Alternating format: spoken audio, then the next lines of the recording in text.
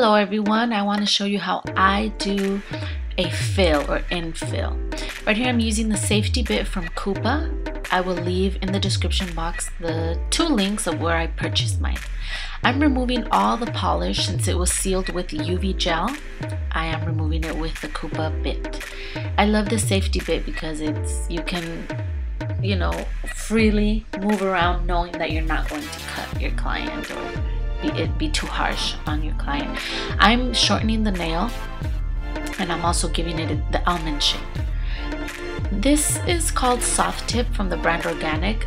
I know NSI has one called Line Out that does the same job, and many brands have their own.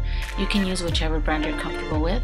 It just helps the acrylic nail blend in with the natural nail. I don't like how it looks when you do a fill and they leave that line of the growth. You can tell when the last nail was first put, and I don't like that. It has to blend in and it has to look like if there was never a fill done, like if it's a brand new set. So after you put that soft tip, I file it with the file and just blend it into the natural nail. And then I push back the cuticle, and with this cuticle stone, I'm taking off all the dead skin cell. I really recommend this cuticle stone. I have it on my online store. It just removes everything very gently but very thoroughly. So I love it. Now with the little brush, I'm taking off all the dead skin and dust, and I cleansed it with a cleanser or with alcohol, whichever you have at hand. Now I'm dehydrating the nail, and now I'm using the protein bond. I apply this 2 times because that's the directions that Organic gives you. Okay, now these are nail brushes which I'm going to be having on my online store in about a week and a half to 2 weeks max. Just give me about a week and a half and they're going to be up there. I love these brushes, and I use the number 6 for my fills because it's a little smaller and it picks up the beads smaller. As you can see, we don't need a bigger brush. I recommend the number 6 for beginners and for fills. And as you can see, I put it on the cuticle area, move side to side, and then brush down. I put one in the middle to give it strength again, and then I brush down. I'm going to put one more on the cuticle area, a little bit more wet than usual. As you can see right here, it is a little bit more wet. Move side to side, brush down, making sure it doesn't touch the cuticle or the skin, and clean the sides, and the last bead is on the tip, just to make it even. And that's how it looks. As you can see, no line. Now with the electric file, which is also from Coupa, the same links that I'm going to leave for the bits, you can purchase the electric file from Coupa. And I'm just sealing the cuticle area now with a 100-100 grit file. I'm going to give the shape, the almond shape. Just imagine an almond with a little point looking down. That's how the nail has to look.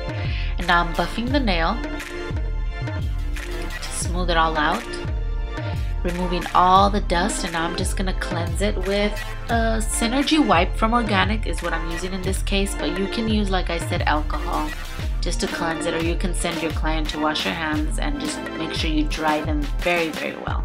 But I just prefer to just cleanse it, and it's the same thing. Now I put pure acetone in a dampened dish, and I have that little brush for cleansing around the nail. And the color that I'm using is a blood red from Fantasy Nails. I have this on my online store also. Fantasy Nails polishes are oil based, so they're made especially for acrylic nails.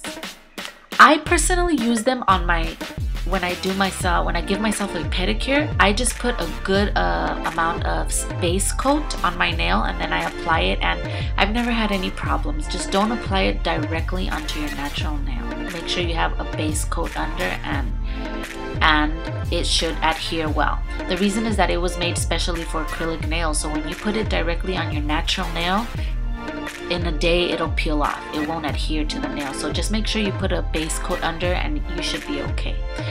Now I put the blood red, and now with the black striper, also from Fantasy Nails, I'm just putting random lines. It's not in any special order. You can just look at the nail and yourself just put them wherever they're missing. Try to put some diagonally, some vertically, some slanted.